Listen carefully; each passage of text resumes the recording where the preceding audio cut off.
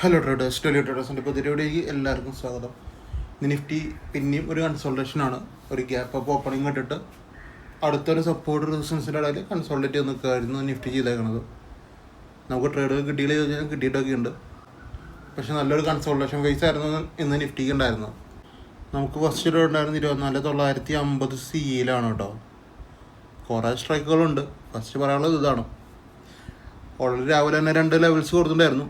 ആദ്യത്തെ ഒന്നാമത്തെ ലെവൽസ് 117.45 എന്ന് പറഞ്ഞൊരു പ്രൈസാണ്. അവിടെ സംഭവം ആക്ടിവേഷൻ ആണെങ്കിലും നമുക്ക് എടുക്കാൻ പറ്റില്ല, മനസ്സിലായില്ലേ. പിന്നെ നമുക്ക് ആക്റ്റീവ് ആയിക്കണത് 141.25 അവിടെയാണെങ്കിലും അഗ്രസീവ് എൻട്രി ആണ്. ഒരു 4-5 രൂപ അല്ലെങ്കിൽ ഒരു 5-6 രൂപ മോളിൽ നിന്നാണ് നമുക്ക് ട്രേഡ് എടുക്കുക. അപ്പം അങ്ങനെ നോക്കുമ്പോൾ നമുക്ക് ഇത്തിരി അഗ്രസീവാണ് കാര്യങ്ങൾ. ഇത് നല്ല രീതിക്ക് ഫുൾ ടാർഗറ്റാണ്. പക്ഷെ നമുക്ക് അങ്ങനെ പറഞ്ഞു പോകാൻ പറ്റില്ല. എല്ലാവരും അങ്ങനെ ശീലിച്ച് കഴിഞ്ഞ് കഴിഞ്ഞാൽ ഭയങ്കര ബുദ്ധിമുട്ടാണ്.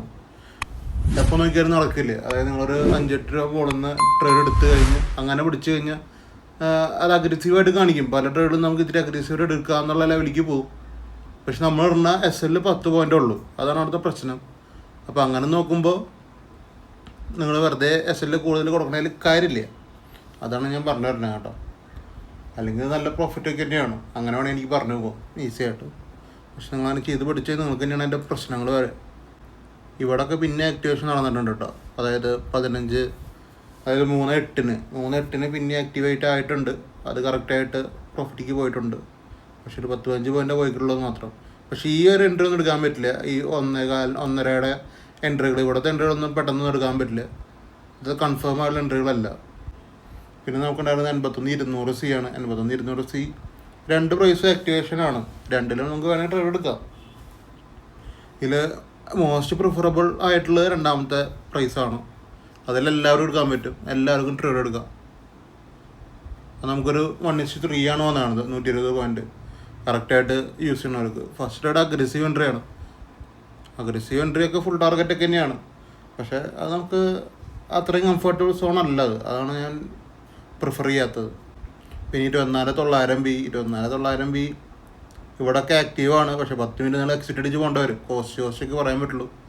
അഗെയിൻ ആക്റ്റീവാണ്, പക്ഷേ കോസ്റ്റ് പറയാൻ പറ്റുള്ളൂ. കോസ്റ്റ് ആണ് ഹിറ്റാവുള്ളൂ നമുക്ക്. പിന്നെ 24,950 പി എല്ലാതും സെയിം തന്നെയാണ് കേട്ടോ. പികളെന്ന് പറഞ്ഞാൽ സെയിം തന്നെയാണ്. പ്രൈസുകൾ സെയിം ഒക്കെ തന്നെയാണ്. സ്ട്രൈക്കുകൾ മാറണമെന്നുള്ളൂ. എല്ലാതും കോസ്റ്റ് തന്നെ പറയാൻ പറ്റുള്ളൂ. പിന്നെ വേറൊരു സി ഉണ്ടായിരുന്നത് 250 സി. 250 സി അത്യാവശ്യം നല്ലൊരു എൻട്രിയാണ്. പക്ഷെ എന്ന് വെച്ച് കഴിഞ്ഞാൽ അതും ചെറിയൊരു അഗ്രസീവാണ്. 4 പോയിൻ്റ് മുകളിൽ നിന്നാണ് എടുക്കേണ്ടത്. ലിമിറ്റിൽ വന്നിട്ടില്ല, ഒരു ഡിസ്കൗണ്ട് വന്നിട്ടില്ല. അതായത് 110 പിടിക്കാൻ പറഞ്ഞത്, അല്ല 100 പിടിക്കാൻ പറഞ്ഞത്.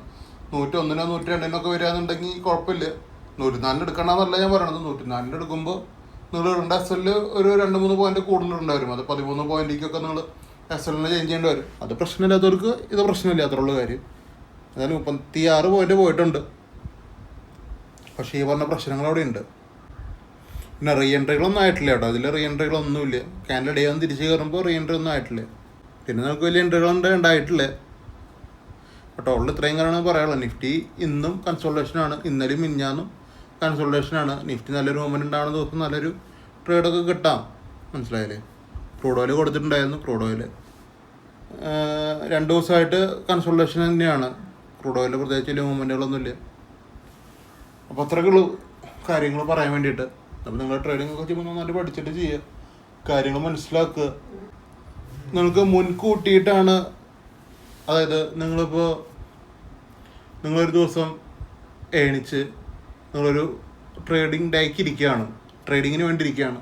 അപ്പോൾ നിങ്ങൾക്ക് ഫസ്റ്റ് വേണ്ട കാര്യം എവിടെയാണ് ബൈ ചെയ്യേണ്ടതെന്നാണ്.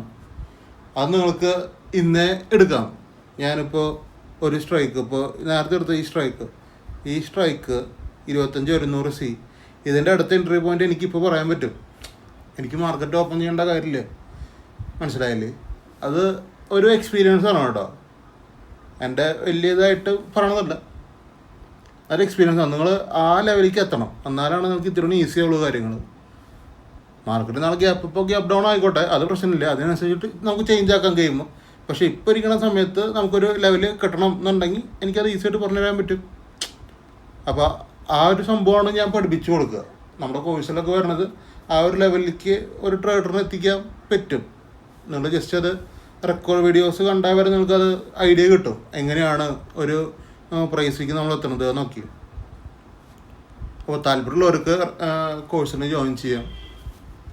നമ്മളിതാണ് പഠിപ്പിക്കുന്നത്. എങ്ങനെയാണ് നാളെ അല്ലെങ്കിൽ മറ്റന്നാൾ എങ്ങനെയാണ് നമുക്ക് ഒരു ട്രേഡ് എടുക്കുക, മുൻകൂട്ടി എങ്ങനെയാണ് വിലകൾ കിട്ടുക, അതൊക്കെയാണ് കോഴ്സിൽ അടങ്ങിയിട്ടുള്ള കാര്യങ്ങൾ. അനാവശ്യമായിട്ടുള്ള ടോപ്പിക്കുകൾ ഉണ്ടാവില്ല. നമ്മൾ ഡയറക്റ്റ്ലി ഈ കാര്യം തന്നെയാണ് പറയുക.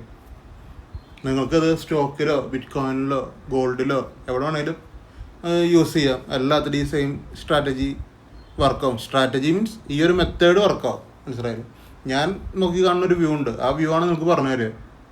ഞാൻ ആ വ്യൂ വെച്ചിട്ട് തന്നെയാണ് ഇത്രയും കാലമായിട്ട് ഗ്രൂപ്പും റൺ ചെയ്യണത്. മനസ്സിലായാലും ആ ഒറ്റൊരു വ്യൂവിൽ.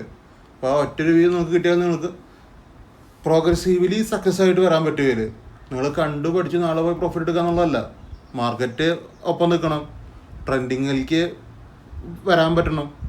മനസ്സിലായില്ലേ? മാർക്കറ്റ് ഓടണം. ഇപ്പോൾ നമ്മളിപ്പോൾ എത്ര പഠിച്ചാലും സൈഡ് വേസ് ആണെന്നുണ്ടെങ്കിൽ നമുക്ക് അവിടെ പഠിപ്പ് അവിടെ ഇരിക്കുള്ളൂ. ബാക്കി ബിയോണ്ട് മാർക്കറ്റാണ് കാര്യങ്ങൾ. മനസ്സിലായില്ലേ? അപ്പോൾ നമുക്ക് കുറച്ചൊക്കെ വേണ്ടാന്ന് വയ്ക്കേണ്ടി വരും. അതൊക്കെ അങ്ങനെ തന്നെയാണ്. ബട്ട് ഇതൊന്ന് ഓടി തുടങ്ങുന്ന ഒരു സിറ്റുവേഷൻ വരും. മാർക്കറ്റ് നല്ലൊരു മൂവ്മെൻറ്റ് തരുന്ന ദിവസങ്ങൾ വരും. ആ ദിവസങ്ങളിൽ അത് അടിപൊളിയായിട്ട് നിങ്ങൾക്ക് എടുക്കാൻ പറ്റും, ട്രേഡ് എടുക്കാൻ പറ്റും, പ്രോഫിറ്റിക്ക് വരാൻ പറ്റും. ഇന്നത്തെ ദിവസം എന്ന് പറഞ്ഞു കഴിഞ്ഞാൽ ഇന്നത്തെ ദിവസം എന്നല്ല, ഈ സൈഡ് വേസ് വരുന്ന ദിവസങ്ങളൊക്കെ നമ്മൾ സസ്റ്റെയിൻ ചെയ്യണം. മാർക്കറ്റിൽ സസ്റ്റെയിൻ ചെയ്ത് പോവുക ചെയ്യേണ്ടത്. നമുക്ക് ട്രേഡ് കിട്ടാണ്ടിരിക്കുക, അസലടിക്കാണ്ടിരിക്കാം, പ്രോഫിറ്റ് വരാതിരിക്കാം. പക്ഷേ എന്ന് വെച്ച് കഴിഞ്ഞാൽ ഈ സൈഡ് വേസിൽ നമുക്ക് മാർക്കറ്റിൽ സസ്റ്റെയിൻ ചെയ്ത് പോകണം. അത്രേ ഉള്ളൂ സൈഡ് വേസിൻ്റെ സംഭവം. ഇത് സംഭവം തന്നെ ട്രെൻഡിങ്ങിലേക്കും വരും കുറച്ച് കഴിഞ്ഞാൽ. ഒറ്റ ദിവസത്തെ കാര്യമല്ല പറയണം. കണ്ടിന്യൂസ്ലി 3-4 ദിവസം ഈ കണ്ടിന്യൂസ്ലി ട്രെൻഡിങ് വരും. ആ സമയത്ത് നിങ്ങൾക്ക് കണ്ടിന്യൂസ്ലി പ്രോഫിറ്റ് എടുക്കണമെങ്കിൽ ഈ ഒരു മെത്തേഡ് കൊണ്ട് പറ്റും. ജസ്റ്റ് മനസ്സിലാക്കുക എന്നുള്ളതാണ്.